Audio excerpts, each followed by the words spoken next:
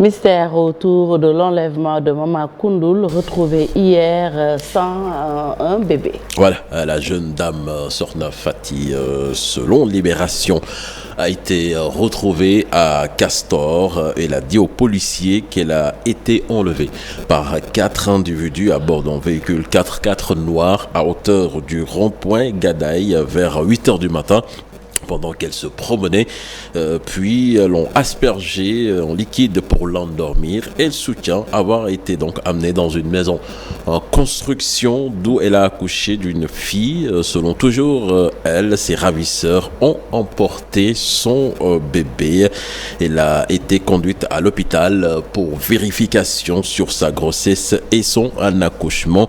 L'observateur de son côté parle d'une fausse grossesse et le scénario du kidnapping, la consultation gynécologique, tout cela donc à suivre dans ce journal. Fati, donc une histoire qui crée la polémique sur les réseaux sociaux actuellement au Sénégal. Alors, embarcation partie de Fass-Boye, l'OIM parle de plus de 60 morts.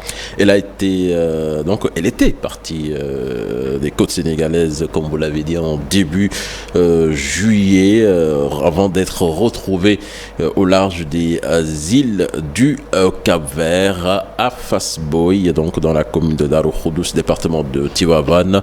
On considère cela comme une tragédie. C'est l'émoi et la tristesse donc là-bas, Fass-Boye, qui a connu hier des heurts avec des populations qui ont saccagé des édifices. Certainement, nous y reviendrons avec Cheikh Anta Diop, notre correspondant à Thiès. Justement, ce drame, le ministre de la Santé du Cap-Vert, Philomena Gonçalves, qui déclare que leur gouvernement va apporter une assistance sanitaire et humanitaire aux rescapés.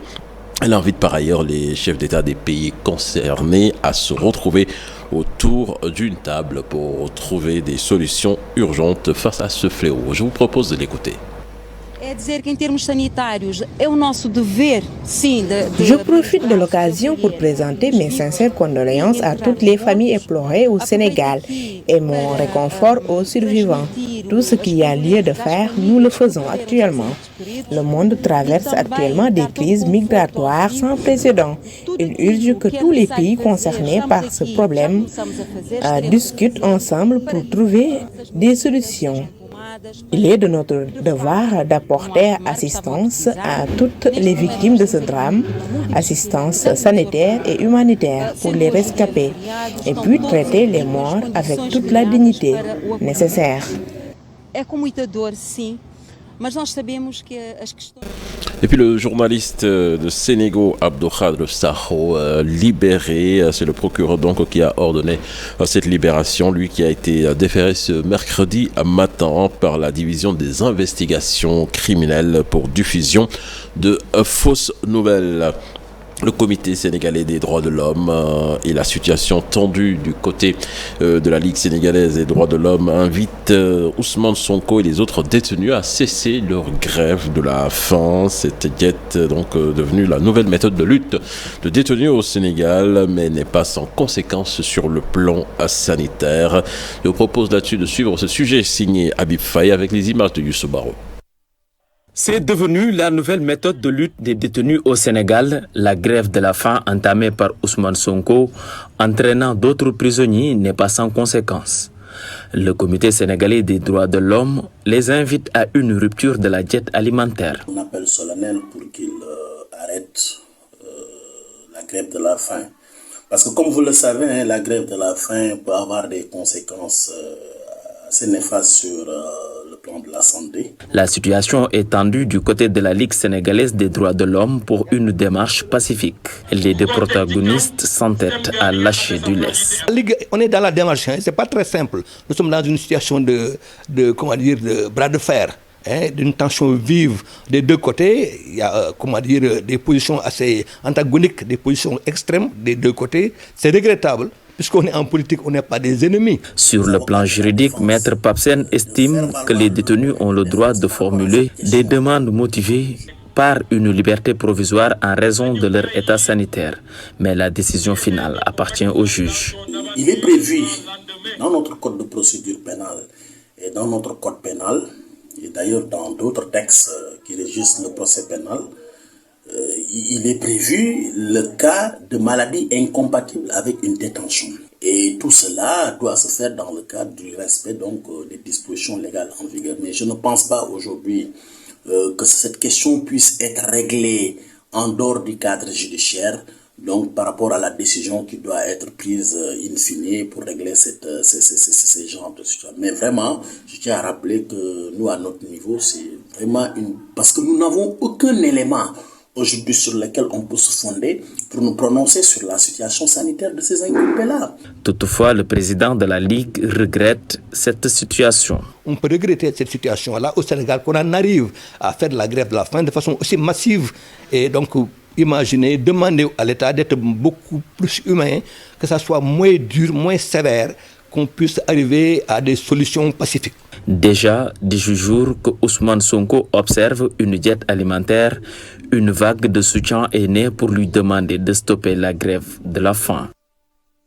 Habib Faye, merci. Et puis la date de la célébration du Grand Magal de 18 Safar connu. C'est officiel, Fatih. Le Grand Magal de Touba donc sera célébré le lundi 4 septembre prochain. Un événement donc qui commémore le départ en exil du fondateur du mouridisme, Cheikh Ahmadou Bamba Khadim Rassoul. Et puis à suivre ce soir à 21h, une déclaration du Khalife général des Mourides à la veille du coup d'envoi donc du 18 Safar. Merci beaucoup, cher Tidiane. C'était le premier bulletin de la journée. Et puis, retenez que le 18 Safar, vous allez le suivre, Inch'Allah, en direct sur la télévision Futur Média. Retenez également que vous aurez vos rubriques habituelles dans la première et la deuxième partie. Dans De quoi est-il le nom? Nous restons à Dakar, pas loin d'un grand pays. Tout de suite, la page internationale.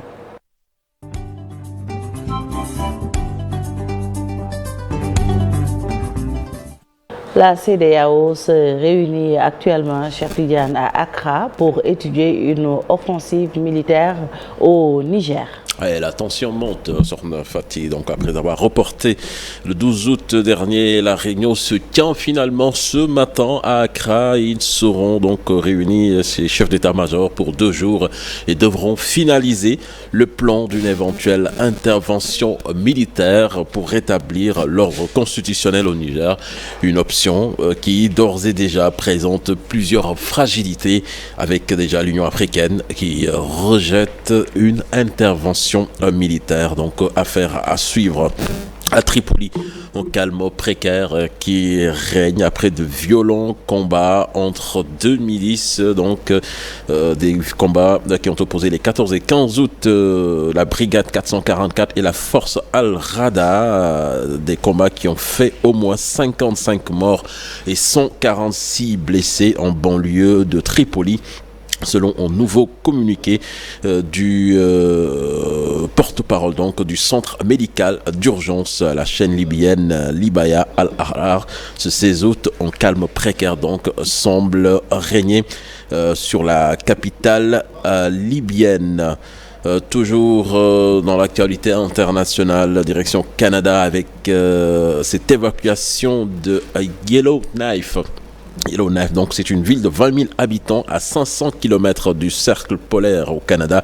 Les citoyens sont sur un pied d'alerte alors qu'un incendie se trouve à 16 km de la localité. D'autres endroits des territoires du nord-ouest qui ont déclaré l'état d'urgence ont dû être évacués, ces derniers, suite à des incendies violents ayant déjà ravagé 168 000 hectares.